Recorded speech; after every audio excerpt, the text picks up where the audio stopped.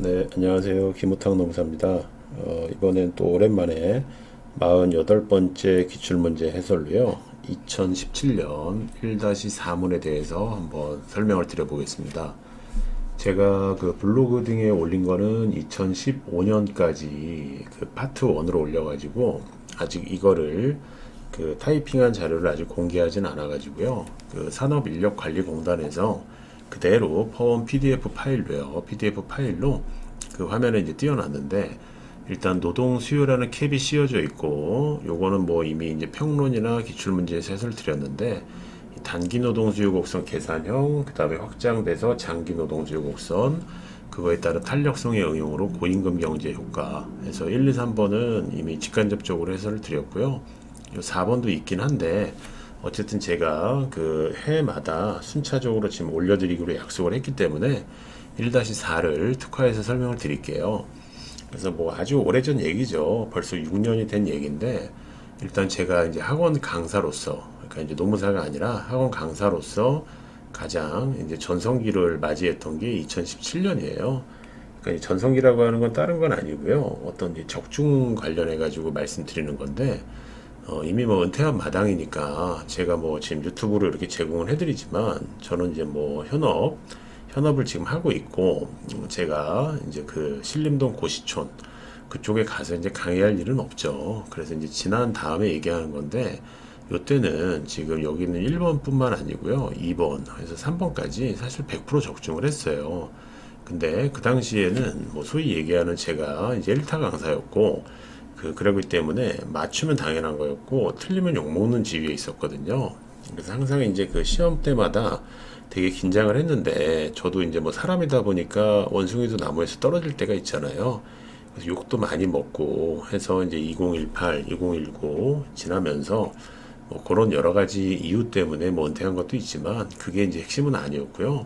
근데 이 문제를 보면은 항상 이제 그때가 생각이 나요. 그래서 요 2017에 이렇게 좀 적중을 많이 한 다음에 2018년에 그 가장 큰 강의실을 저도 처음이자 마지막으로 썼던 기억이 좀 납니다.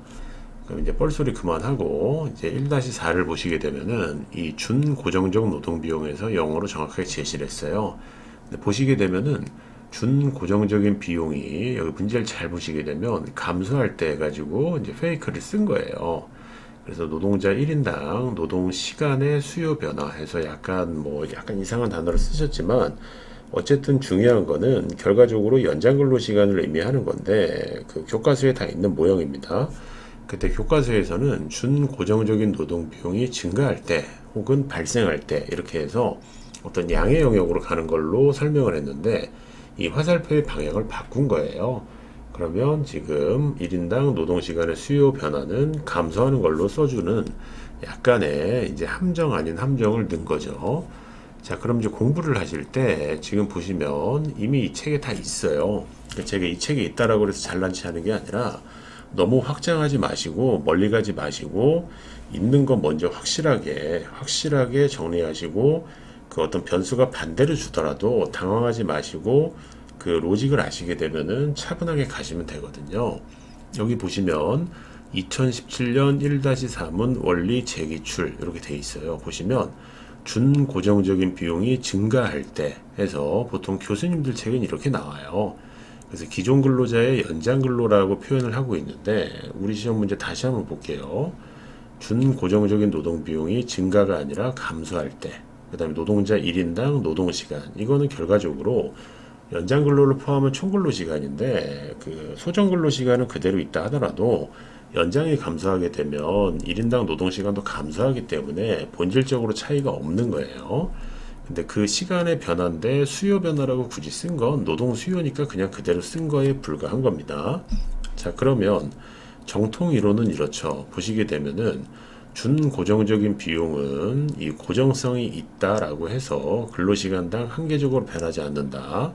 채용 해고 비용, 그리고 훈련 비용, 부가급여 해서 실무하실 때도 엄청나게 많이 써먹는 게 여기 있는 제가 검색으로 제 원고에서 찾은 준고정적인 비용이에요. 그러면 제가 이 기출문제를 해설드리는 시간상 여기에는 뭐 한계지출 개념은 이제 학원가에서 다 배우셨을 거라고 보고요. 제일 중요한 건 이 문제가 2017년 이후에 지금 5년 동안 등장을 하고 있지 않아요. 근데 2012년에 나왔다가 2017년에 나왔기 때문에 나올 때가 됐거든요. 그럴 때 반드시 그려주셔야 될 그래프는 여기에 있는 이 H라고 하는 연장근로를 가로축에 딱 하니 박으시고, 이 세로축은 한계 주출인데 MEH분의 MEL이다. 그래서 이거를 무조건 기억을 하셔야 돼요. 그래서 이윤극대화는 지금 한계 지출 1원당 지금 생산성이 동일한 지점에서 결정이 된다라는 이식을 써주셔야 되는데, 이 문제는 지금 보시게 되면 원래 정통 모형은요, 준고정적인 비용이 뻥하니 증가를 한 거예요. 그러면 지금 식이 어떻게 바뀌게 되냐면, 여기 MEL이라는 게 분모가 증가하기 때문에 이 우변에 있는 게 감소해서 결과적으로 좌변이 커지게 돼요. 그러면 신규 채용 대신에 연장 근로를 더 증가시킨다 이거예요. 그냥 여러분들이 나중에 공인노무사로서 개업을 했어요. 근데 신규 채용을 하려고 그러는데 뭐 이것도 해라 저것도 해라 해가지고 간접 비용이 너무 큰 거예요. 그럴 바에는 기존에 보유하고 계신, 기존에 채용하신 근로자분들을 더 활용할 거 아니에요.